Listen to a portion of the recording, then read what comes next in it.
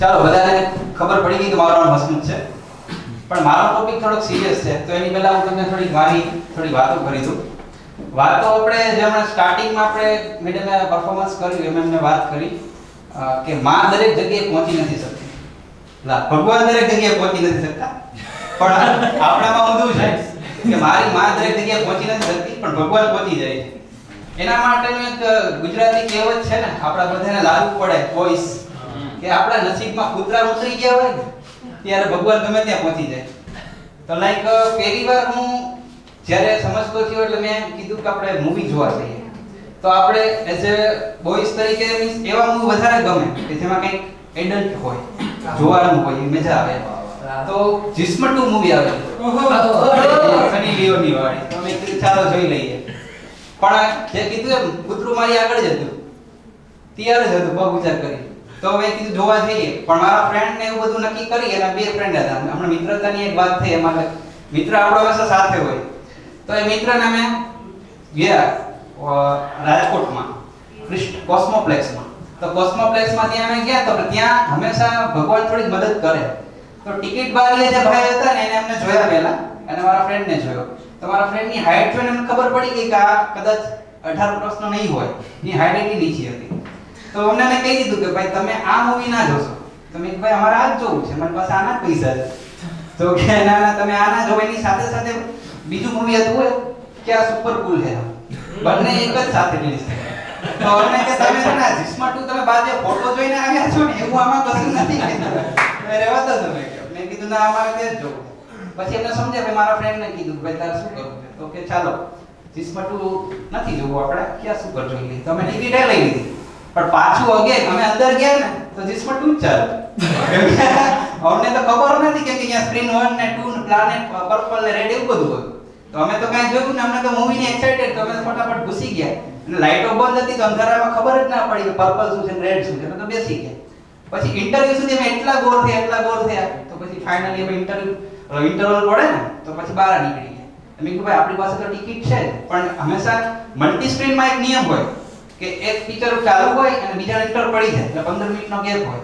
તો અમારા જિસ્મ 2 નો ઇન્ટર પડી ગયો તો અમે સીધા ક્યાં સુપરમાં એક જ ટિકિટમાં બીજી પિક્ચરમાં જોતા રહ્યા.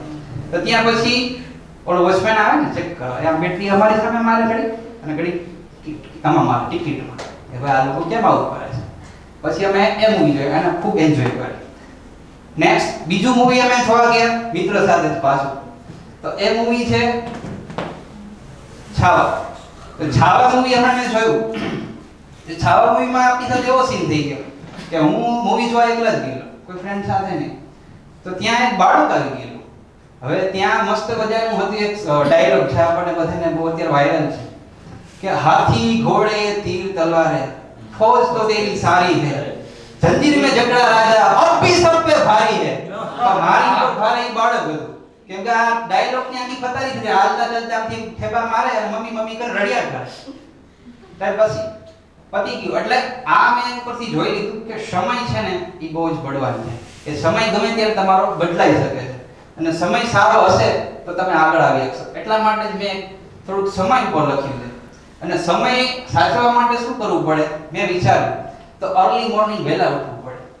એનાથી શું ફાયદો થશે તમને કે તમે જો રેગ્યુલર દુનિયા 7 વાગે ઉઠે છે પણ તમે 6 વાગે ઉઠી જાવ તો તમે એના કરતા દરેક કરતા 1 કલાક આગળ છો.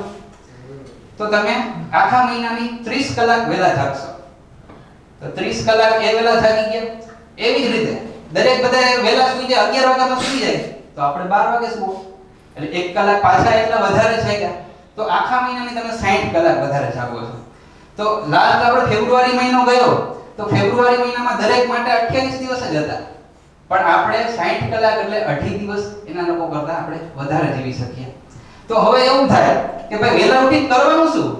તો ઘણા લોકો વહેલા ઉઠીને મોબાઈલ મંત્રે, સવારમાં જોવે કોની રીલ્સો મૂકી છે, શું છે, એકબીજાને ગુડ મોર્નિંગ ના મેસેજો કરે. પણ તમને જે સ્કિલમાં રસ છે એ સ્કિલમાં આપણે આગળ વધી શકાય. લાઈક કોઈને એક્ટિંગ નો શોખ હોય, તમે વહેલા ઉઠીને અરીસા સામે એક્ટિંગ કરો. લાઈક અત્યારે 10th 12th ની એક્ઝામ ચાલુ છે તો સવારે ઉઠીને 2 કલાક રિવિઝન કરી લ્યો, વાંચી લ્યો, એનાથી પણ તમે આગળ વધશો. અને બસ આ જ મારી વાત હતી કે સવારે વહેલા ઉઠો અને બીજા કરતા 60 કલાક આગળ આવશો તો તમારી પર્સનાલિટી પણ ખીલશે, તમારી ગ્રૂમિંગ પણ સારી થશે અને તમે દુનિયા કરતા આગળ રહેશો 60 કલાક. એ યાદ રાખજો. Thank you.